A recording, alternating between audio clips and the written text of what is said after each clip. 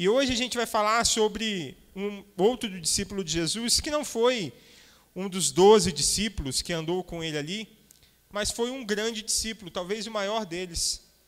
E é graças a esse cara que a gente está aqui nessa noite, que foi Paulo. Inclusive, nosso estado tem o nome dele, São Paulo, né? E eu digo que graças a ele que a gente está aqui nessa noite, por quê? Porque Paulo foi o cara que foi pregar o evangelho, foi falar de Jesus para as pessoas que não eram de Israel, para os não-judeus. Porque, inicialmente, os discípulos começaram a pregar ali para os judeus, né? E Paulo foi aquele que foi saindo e começou a pregar para os que não eram judeus. Paulo, antes de ter a sua vida transformada por Jesus, ele era um cara complicado, como a gente vai ver. Mas depois que ele teve um encontro com Cristo, olha o que esse cara fez. Paulo escreveu 13 livros do Novo Testamento. Você sabe que o Novo Testamento tem 27 livros. Dos 27, Paulo escreveu 13, ou seja, 48% do Novo Testamento foi Paulo que escreveu. Outra coisa curiosa sobre Paulo, ele fez 3 grandes viagens missionárias. A gente fala, legal, viagem missionária. Mas você está pensando com a cabeça de hoje, né? O que um cara viaja hoje? O cara pega o carro ou pega o avião e sai viajando por aí. Como é que era a viagem naquela época, gente? Barco ruim, cavalo, a pé. E o cara percorreu centenas de quilômetros para falar sobre Jesus. Ele iniciou, nessas viagens missionárias que ele fez, mais de 20 igrejas. Paulo foi preso diversas vezes por ser um discípulo de Jesus. Você vê na Bíblia vários momentos em que Paulo foi preso. A maioria dessas cartas que ele escreveu, desses livros do Novo Testamento, ele escreveu preso, estando preso. E Paulo foi morto por ser um cristão. Então esse foi o apóstolo Paulo. Mas antes dele se tornar esse cara usado por Deus, ele era um cara complicado. Paulo era um fanático religioso. Paulo era um fanático religioso. Um cara que confiava muito na sua religião. Ele era judeu, de um grupo chamado fariseu, que você certamente já ouviu falar, na Bíblia cita muito. Jesus tinha muito embate com esses caras, porque esses fariseus eram um grupo religioso que zelava muito pela lei de Moisés. E eles cumpriam ali cerca de 600 leis minuciosamente. Então imagina um cara, a vida de uma pessoa que cumpre minuciosamente 600 leis. É uma loucura. Paulo, ele era assim. E esses caras, eles se achavam tão bons, esses fariseus, que eles desprezavam as pessoas que não cumpriam a lei. Então, se você pisasse na bola em uma dessas 600, você já era uma pessoa vista diferente por esse pessoal. Paulo, ele era assim. E Paulo, ele era tão fanático. Quebrou não, Josué, fica tranquilo. Que ele perseguia os cristãos. Paulo perseguia os cristãos, ele arrastava as pessoas, ele ia nas casas onde os cristãos se reuniam, pegava essas pessoas, arrastavam elas, levavam essas pessoas presas. Paulo era um cara que perseguia os cristãos, inclusive ele colaborava na morte de muitos deles. Quando você vê ali em Atos a morte de Estevão, fala assim, e Paulo aprovou a morte dele. Então Paulo, inclusive, era um assassino.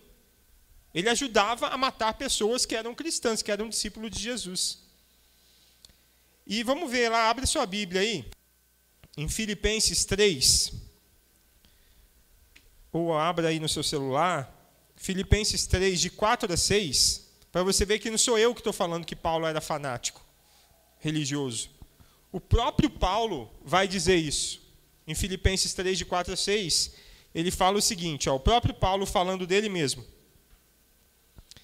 É verdade que eu também poderia pôr a minha confiança nessas coisas. Que coisas são essas? Ele está falando das práticas religiosas, né? Das cerimônias religiosas. Se alguém pensa que pode confiar nelas, ou seja, nas cerimônias religiosas, eu tenho ainda mais motivos para pensar assim.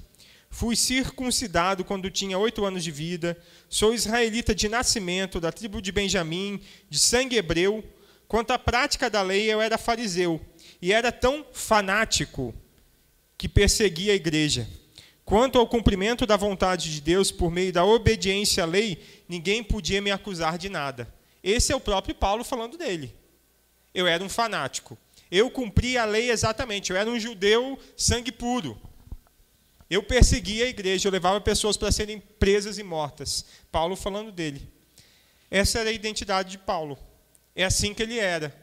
É assim que ele era conhecido. Só que assim, Paulo vivia preso. Paulo vivia preso à sua religião. Paulo era um cara totalmente bitolado, de mente fechada, fanático pela sua religião. Irmãos, isso é uma coisa que a gente sempre fala na Life aqui. A gente não fala de religião aqui, a gente fala de Jesus. Aqui é tudo sobre Jesus, é tudo por Ele, é tudo para Ele. E eu acredito que a religião foi uma das piores coisas que o homem inventou. Por quê? Porque, por causa de religião, as pessoas afastam umas das outras. Por causa de religião, as pessoas matam umas às outras. Já fizeram isso no passado, pega as cruzadas, o que eles fizeram por causa de religião. Continuam fazendo hoje. Por causa de religião, muita gente acaba se afastando de Jesus. Então, eu acredito sim que a religião ela é um problema. Porque toda religião, independente de qual religião seja, ela segue o mesmo mecanismo. Que mecanismo é esse? É esse daqui. Ó. Existe um ser superior. Isso aqui vai se aplicar a qualquer religião. Existe um ser superior. E existe nessa religião um sistema de crenças, práticas e obrigações que você faz para quê? Para agradar esse ser superior, esperando que ele te dê algum benefício ou para tirar a sua culpa. Não é assim? Pega qualquer religião, budista, islamista, o próprio o cristianismo. Não estou falando de Jesus, não estou falando de vida cristã, estou falando o religioso. É isso daqui, existe um ser superior e eu tenho um sistema de crenças, práticas, obrigações, rituais que eu faço esperando receber alguma coisa em troca, ou para aliviar a minha culpa. Toda religião é desse jeito. Eu não coloquei nesse gráfico aqui por acaso. Eu coloquei nesse gráfico porque é assim mesmo, é uma coisa quadrada. É uma coisa quadrada. E Paulo vivia assim. Paulo vivia desse jeito. E toda religião ela é baseada no esforço pessoal. É baseada no esforço pessoal e no princípio da justiça retributiva. O que é isso, justiça retributiva? Eu tento ser justo, eu tento fazer as coisas certas, para quê? Para receber alguma coisa de Deus. Seja ele qual Deus que a pessoa acredite. Mas é sempre assim. Eu tento fazer as coisas certinhas, porque fazendo certinho, eu vou ter o direito de receber alguma coisa. É nesse sistema que Paulo acreditava. É assim que Paulo vivia. Até que ele teve um encontro com Jesus Cristo. E aí tudo na vida dele mudou. Vamos ver isso daí? Atos 9, abra sua Bíblia aí.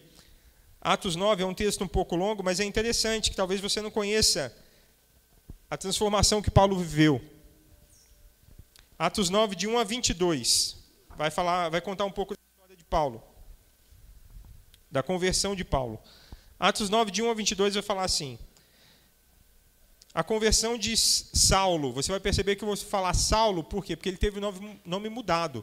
Antes ele se chamava Saulo de Tarso. Depois que ele teve o encontro com Jesus, ele se passou a chamar Paulo. Enquanto isso, Saulo não parava de ameaçar de morte os seguidores do Senhor Jesus.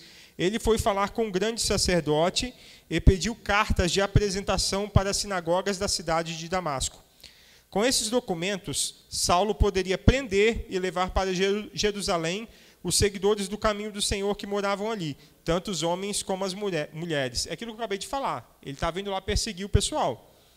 Mas, na estrada de Damasco, quando Saulo já estava perto daquela cidade, de repente uma luz que vinha do céu brilhou em volta dele. Ele caiu no chão e ouviu uma voz que dizia: Saulo, Saulo, por que você me persegue? Quem é o Senhor? Perguntou ele. A voz respondeu: Eu sou Jesus, aquele que você persegue. Mas levante-se, entre na cidade, e ali dirão a você o que deve fazer. Os homens que estavam viajando com Saulo ficaram parados, sem poder dizer nada. Eles ouviram a voz, mas não viram ninguém. Saulo se levantou do chão, abriu os olhos, mas não podia ver nada. Então eles o pegaram pela mão e o levaram para Damasco. Ele ficou 3 dias sem poder ver e durante esses dias não comeu nem bebeu nada. Em Damasco morava um seguidor de Jesus chamado Ananias. Ele teve uma visão e nela apareceu o Senhor chamando Ananias. Ele respondeu: aqui estou, Senhor. E o Senhor lhe disse: apronte-se, vai até a casa de Judas, na rua direita, e procure um homem chamado Saulo, da cidade de Tarso. Ele está orando. E teve uma visão.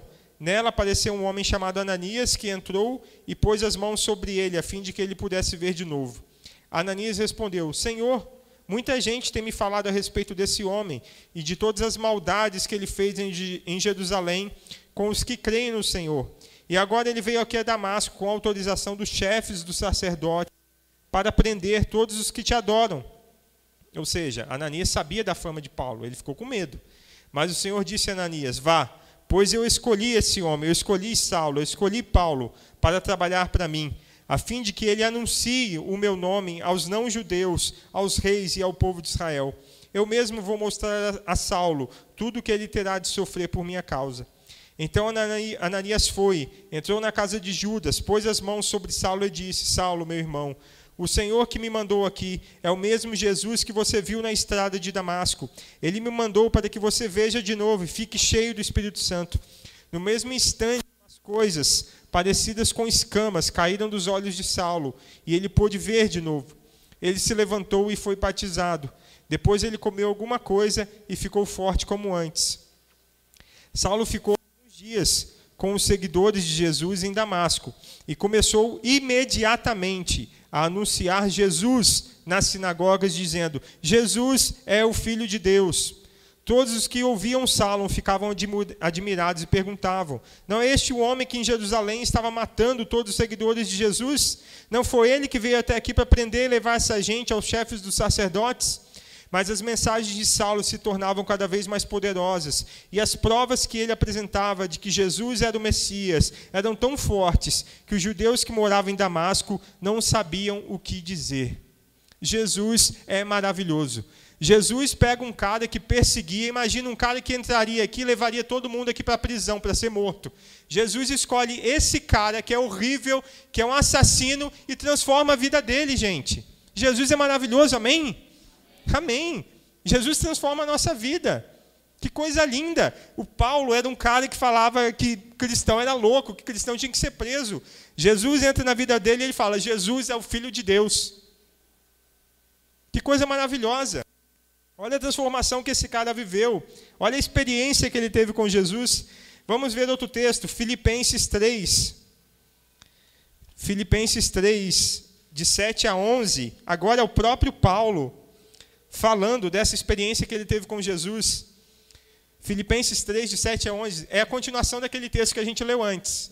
Né? Você lembra que a gente leu o texto e Paulo estava falando da vida dele antes de conhecer Jesus, que ele era fanático religioso, que ele era judeu e que ele seguia as 600 leis, etc. Agora ele está falando da vida dele com Jesus. Vamos lá. Ó. No passado, todas essas coisas valiam muito para mim. Ele está falando o quê? Das cerimônias religiosas. Mas agora, por causa de Cristo, considero que não tem nenhum valor. E não somente essas coisas, mas considero tudo uma completa perda, comparado com aquilo que tem muito mais valor, isto é, conhecer completamente Cristo Jesus, o meu Senhor. Eu joguei fora tudo como se fosse lixo, a fim de poder ganhar a Cristo e estar unido com Ele. Eu não procuro mais ser aceito por Deus por causa da minha obediência à lei, pois agora é por meio da minha fé em Cristo que eu sou aceito. Essa aceitação vem de Deus e se baseia na fé. Tudo o que eu quero é conhecer a Cristo e sentir em mim o poder da sua ressurreição. Quero também tomar parte nos seus sofrimentos e tornar como Ele na sua morte, com a esperança de que eu mesmo seja ressuscitado da morte para a vida. Olha que diferença. Olha que diferença. De um cara que falou que era um fanático religioso, agora ele está falando, tudo aquilo que eu fazia, eu deixei, aquilo lá para mim era lixo. Porque agora eu entendo que eu não sou aceito por Deus por causa das 600 leis que eu obedecia. Eu sou aceito por Deus pela fé que eu tenho em Cristo Jesus. Que maravilha, irmãos. Então nós podemos dizer que Jesus é a superação da mentalidade religiosa. Jesus é a superação da mentalidade religiosa. Paulo é um cara que tinha a mente totalmente bitolada em religião. Jesus entrou na vida dele e mudou ele da água para o vinho. Porque Jesus nos apresenta a possibilidade de um relacionamento com Deus, além das fronteiras do mérito e do demérito. Porque quando você está apegado à lei, o que é? Eu cumpro a lei, então eu mereço. Eu pisei na bola, eu não mereço mais. Mas não é isso que Jesus nos ensina. Enquanto na religião a ideia é que a gente vai ser mais amado por Deus, se a gente for mais atraente, ou seja, se a gente for mais bonzinho. Jesus fala assim, não importa quem você é, não importa quantas vezes você pisou na bola, não importa quão sujo, não importa quão longe você está, eu te amo do mesmo jeito, eu te recebo, eu te abraço e eu quero transformar a sua vida. Amém? É isso que Jesus nos fala, é isso que Jesus faz. Jesus é a superação da mentalidade religiosa. Por quê? Por que Jesus é a superação da mentalidade religiosa? Porque Jesus veio nos apresentar não um conjunto de regras, não um conjunto de leis. Jesus veio nos apresentar a graça de Deus. O que transformou a vida de Paulo foi a graça de Deus. Paulo entendeu o que era a graça de Deus. Em Efésios 2, versículos de 1 a 10, o próprio Paulo, agora transformado, ele vai falar sobre essa graça de Deus. E a gente vai entender um pouquinho o que é a graça de Deus.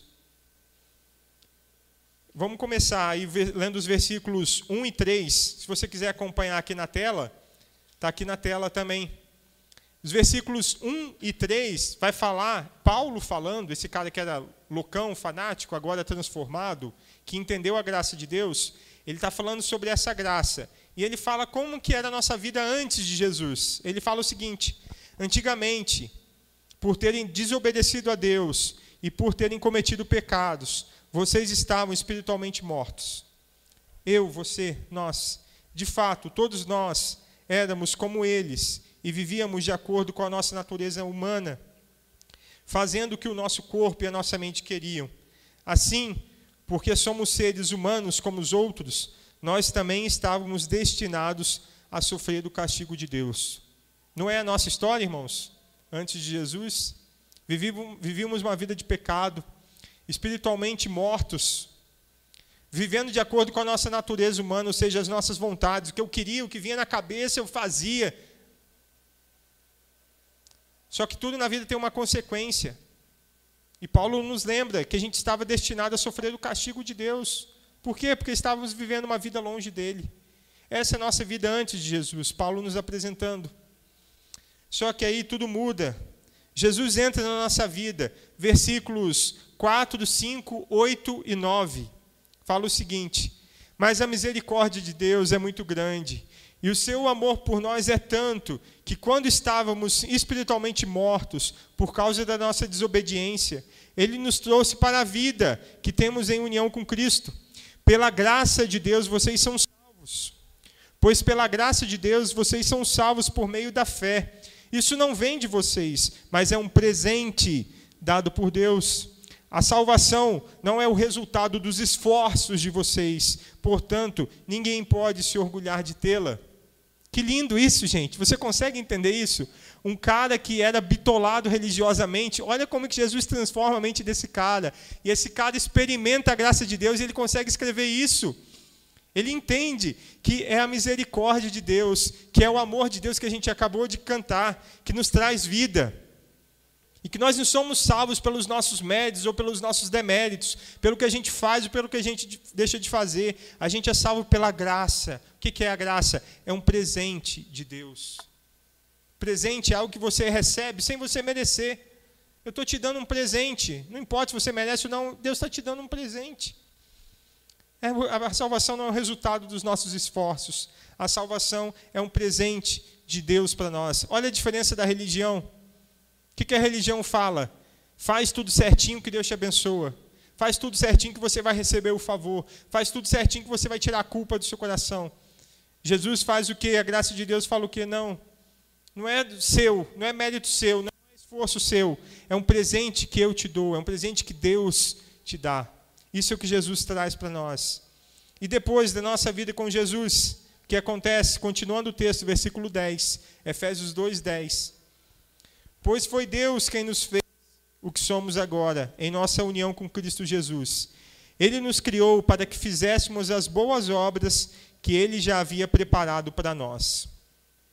Então eu tinha uma vida antes de Jesus, de morte espiritual, condenado a viver longe de Deus. Jesus vem, pela misericórdia de Deus, pelo amor de Deus, pela graça dele, me concede esse presente que é a salvação. E aí minha vida muda. Eu começo agora, somos agora o que? Outra pessoa, uma nova criatura. Nós estamos unidos com Cristo. Para fazer o quê? Para as boas obras, para uma vida nova, para viver uma vida diferente, para fazer algo diferente, não para vivermos do mesmo jeito que vivíamos antigamente. É a transformação que Jesus faz em nós. Jesus é maravilhoso, Deus é maravilhoso, irmãos. A graça de Deus sobre nós é maravilhosa. E essa frase aqui do Ed René, eu gosto muito. A graça de Deus nos coloca acima da nossa culpa e abaixo da nossa pretensão de perfeição. A graça de Deus, quando você é atingido, é alcançado pela graça de Deus, ela vai te colocar acima da sua culpa. Porque se a gente for olhar para a gente mesmo, a gente vai viver culpado, porque a gente pisa muito na bola. Mas quando a gente entende que a salvação não é pelos nossos méritos e deméritos, é um presente de Deus, a graça me tira desse estado de culpa. E ela me coloca também abaixo da minha pretensão de perfeição, porque a religião fala o quê? Seja perfeito, você tem que ser perfeito. Porque se você não for perfeito, você não recebe o favor, não recebe a bênção. E a graça de Deus fala, não, você não é abençoado porque você é perfeito. Você é abençoado porque Deus falando para nós, porque eu sou misericordioso, porque eu te amo, apesar de quem você é. Essa é a graça de Deus. Só que aí algumas pessoas, alguém que talvez ainda não experimentou, não entendeu a graça de Deus, pode pensar o seguinte, opa, então você está falando nessa noite, a Bíblia está falando que nós somos salvos pela graça de Deus, não é um mérito meu, não é pelo meu esforço, isso. Então quer dizer que eu posso viver de qualquer jeito? Não. Por quê? Quando você verdadeiramente é atingido pela graça de Deus, é alcançado pela graça de Deus, você tem uma consciência crescente da sua própria pecaminosidade. Você enxerga claramente e fala assim, eu sou falho demais, eu sou muito pecador. Eu piso muito na bola com Jesus. Eu nunca vou ser bom o suficiente, eu sou imperfeito, eu falho. Uma consciência crescente da sua própria pecaminosidade. Mas aí, nós temos também uma consciência crescente da graça de Deus. Eu me lembro, a todo momento em que eu piso na bola, que eu erro, que a graça de Deus está sobre mim, que Jesus me ama, que Deus está transformando a minha vida, que eu posso cair aqui, mas Deus vai me levantar, eu vou continuar com Ele caminhando. E essa consciência crescente da graça de Deus faz algo na minha vida. Coloca em mim um amor e uma vontade crescente de obedecer a Deus. Olha a diferença. Eu não vou obedecer a Deus porque eu quero algo, porque eu quero receber algo dele, porque eu tenho vários rituais, porque eu tenho vários ritos, porque eu tenho 600 leis a cumprir. Não, porque eu sei que eu sou mau, eu sou pecador. Mas Jesus me ama tanto, Deus me ama tanto, a misericórdia de Deus é tão grande sobre a minha vida. Isso enche o meu coração de amor e eu falo, Jesus, o que eu posso fazer além de obedecer ao Senhor? O que eu posso fazer além de entregar a minha vida para o Senhor? Eu quero te obedecer. Hoje eu falhei, hoje me perdoa, me desculpa, me ajude, mas amanhã eu quero te obedecer mais, e depois mais, e depois mais, e depois mais. Então não é uma obediência cega, não é uma obediência vazia, é uma obediência em amor, em reconhecimento, em gratidão. Então você não pode viver de qualquer jeito. Você não vai conseguir viver de qualquer jeito. Quando você é realmente alcançado pela graça de Deus, você não consegue viver de qualquer jeito. Você sente o amor de Deus e Ele te incomoda e fala, filho, não foi para isso que eu te resgatei. Não é assim que eu quero você. Não é para isso que eu estou transformando a sua vida. E o Espírito Santo vai mexendo com você, vai te transformando. E você passa a ser uma nova pessoa. Esse é o convite de Deus para nós. Paulo é um cara que... Você entender um pouco da história de Paulo aqui hoje. um cara que perseguia cristãos, se tornou um cara que escreveu tudo aquilo que a gente leu. Um cara que viveu e compreendeu claramente o que é a graça de Deus. E Jesus quer fazer isso na sua vida nessa noite. Se talvez você ainda está preso com algumas coisas da religião, se livre desse peso nessa noite. Receba a graça de Deus nessa noite. Lembre-se, a salvação é um presente de Deus. Receba esse presente nessa noite. Deixe Jesus te transformar. Deixe Ele mudar a sua vida. Deixe Ele tirar esse peso de sobre. Experimente a graça de Deus. Amém?